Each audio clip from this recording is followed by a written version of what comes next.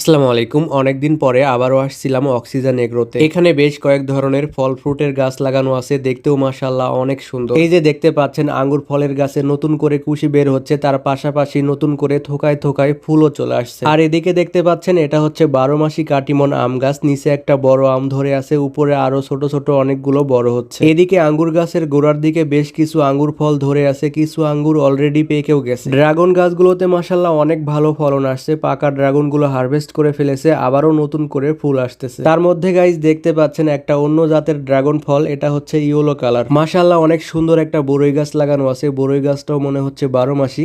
একদিক দিয়ে কিছু বড়ই ম্যাচুরেট হয়ে গেছে, আবার নতুন করে ফুল আসতেছে। এই যে গাইস এখানে খালি জায়গা দেখতে পাচ্ছেন, এখানে একটা পেঁপের বাগান ছিল, এখন তারা লেবুর বাগান করছে। আর এই ড্রাগন বাগানের এরিয়াটা অনেক বড়, সরাসরি না দেখলে বুঝবেন না। আর গাইস বাম পাশে দেখতে পাচ্ছেন এখানে কিছু ফিলিপাইনি আখ লাগানো আছে। ফিলিপাইনি গ্যান্ডারি আমি অনেক বেশি পছন্দ করি। আর গাইস তোমরা কে কে ফিলিপাইনি গ্যান্ডারি খেয়েছো কমেন্ট সেকশনে জানাও।